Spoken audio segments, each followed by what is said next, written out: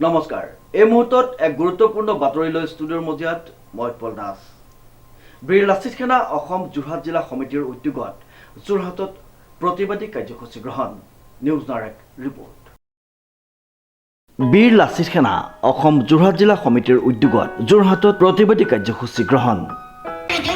কেতিয়াও শান্তিৰ এটা বাতাবৰণ তৈয়াৰ নকৰে অস্তৰ জনজনীয়া সমাজত সদায় অস্থিৰতা বিয়পায় গতিকে আমাৰ কথাটো কি আছিল যে খিলঞ্জীয়া মানুহৰ স্বাভিমান খিলঞ্জীয়া মানুহৰ জীৱন সম্পত্তি নিৰাপত্তা প্ৰদান কৰাটো সদায় দৰকাৰ এখন নিৰ্বাচিত চৰকাৰৰ ইয়াত আমাৰ খিলঞ্জীয়া মানুহৰ সকলো ক্ষেত্ৰত সংশয় যিবিলাক ভয় আমি বুকুত কঢ়িয়াই লৈ ফুৰিছো তাক নিৰ্মূল কৰাৰ দায়িত্বটো কাৰ এখন নিৰ্বাচিত চৰকাৰখন গতিকে আমি কওঁ যে চৰকাৰখনে দায়িত্ব পালন কৰিব লাগে চৰকাৰখনে যদি কোনোবাখিনি অনুভৱ কৰিছে যে জীৱন সম্পত্তি আমি নিৰাপত্তা পালন কৰিব পৰা নাই যিসকলৰ কথা কৈ তেওঁলোকে নিৰ্বাচনী দিয়াত অংশগ্ৰহণ কৰিছিল যিখিনি বাংলাদেশী মূলৰ মাজত তেওঁ ঘৰুৱাৰ কথা কৈছিল যিসকল সন্দেহযুক্ত নাগৰিকৰ পৰা অসমীয়া মানুহক আশ্বস্ত কৰাৰ প্ৰতিশ্ৰুতি প্ৰদান কৰিছিল কোনোবাখিনিত এনেকুৱা ধৰণৰ কথা বুটাই লাগে চৰকাৰখন যেন গৃহ বিভাগ কোনোবাখিনিত বিফল হৈছে গতিকে আহ্বান জনাওক যে চৰকাৰখনে সদায় খিলঞ্জীয়াৰ পক্ষত অৱস্থান ল'ব লাগে খিলঞ্জীয়াৰ জীৱন সম্পত্তিৰ সুৰক্ষাৰ দায়িত্ব এই চৰকাৰখনে লোৱাটো আমি বিচাৰোঁ দ্বিতীয়তে আজাদ চৌধুৰীৰ বিষয়ে আপোনালোকে দেখিছে এই সংগ্ৰামখন কেৱল আজাদ চৌধুৰীৰ বিষয়তে নহয় এই সংগ্ৰামখন আৰম্ভ হৈছে মিউনিচিপালিটি পৌৰসভাৰ যিমানবিলাক মাটি বেদখল হৈ আছে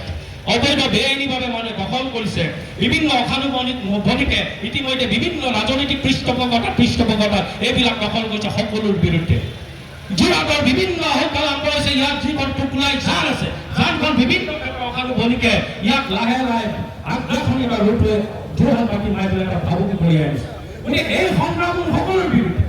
এতিয়া কথা কৈছে যে আমি জাতীয় সংগ্ৰাম সদায় যদি আগবঢ়াই লৈ যাওঁ কেৱল গণতান্ত্ৰিক কথা বতৰাবিলাকে কৈ থাকিম আমি নকওঁ অসমীয়া জাতিটো যুঁজাৰু জাতি আমি বৈচিত্ৰ্যৰ বৈনাম ঐশ্বৰ্য আৰু অসমীয়া জাতি বুলি আমি কওঁ এইদৰে জাতি কেতিয়াকে কি কৰে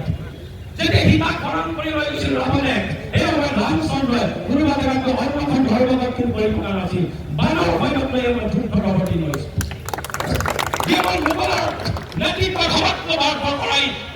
আমাৰ ব্ৰহ্মপুত্ৰ ইপাৰে অৱস্থান লৈছিল এবাৰ লাচিত বৰফুকনে এমুঠিমান খিলঞ্জীয়া মানুহক লৈ এই সময়ত গৈ শৰাইঘাটৰ পাৰত গৈ অন্যখন ধৰ্মঘট কৰি থকা নাছিল সেই সময়ত অসমত লাচিত বৰফুকনে যুদ্ধ কৰিছিল যে সময়ত অসমৰ ইতিহাসৰে মুনাগামনে যুদ্ধ কৰিছিল সকলোৱে যুদ্ধ কৰিছিল যুদ্ধৰ ইতিহাস আছে গতিকে যেতিয়া খিলঞ্জীয়া মানুহৰ ভয় ভাবুকি আহিব প্ৰত্যাহ্বান আহিব আমি ইয়াতে দ্বিতীয় তৃতীয় চতুৰ্থ শ্ৰেণী নাগৰিকৰ দৰে জীয়াই থকাৰ এটা পৰিৱেশ উদ্ভৱ হ'ব তেতিয়া খিলঞ্জীয়া মানুহে স্বতঃস্ফূৰ্তভাৱে অগ্ৰসৰ হ'ব লাগে হাতত সংগ্ৰাম লৈ ঐক্যবদ্ধ হৈ জাতি ৰক্ষাৰ এখন মহা সংগ্ৰামৰ সংকল্প সকলোৱে ল'বলৈ কাৰণ তেওঁলোকে সংগ্ৰামৰ শপত খাই জাতি সদায় উদ্ধাৰ হৈ আছে ভৱিষ্যতৰো জাতিৰ সংঘবদ্ধ হোৱাৰ নদী আছে কোনোবাই আমাক সমালোচনা কৰিব উল্লেখযোগ্য যে 31 মে শনিবাৰে যোৰহাটত বীৰ লাচিত সেনা অসম যোৰহাট জিলা সমিতিৰ উদ্যোগত আৰু ৰাইজৰ সহযোগত প্ৰতিবাদী কাৰ্যসূচী গ্ৰহণ কৰি উত্তাল কৰি তোলে যোৰহাট চহৰ টুকুলাই জানত হোৱা অবৈধ বেদখল মুক্ত কৰাৰ দাবীত উত্তাল প্ৰতিবাদী কাৰ্যসূচী গ্ৰহণ কৰি সংগঠনটোৱে জানিবলৈ দিয়ে যে গৌৰৱ গগৈ বীৰ লাচিত সেনাৰ লিডাৰ নহয় হিমন্ত বিশ্ব শৰ্মা বীৰ লাচিত সেনাৰ লিডাৰ নহয় বীৰ লাচিত সেনা জাতীয়তাবাদী ভাৱধাৰাৰ ওপৰত প্ৰতিষ্ঠিত জাতীয় স্বাৰ্থত জাতীয়তাবাদী সত্তা শ্ৰীমন্ত মাধৱ বৰুৱাৰ ৰিপৰ্ট নিউজ নাও।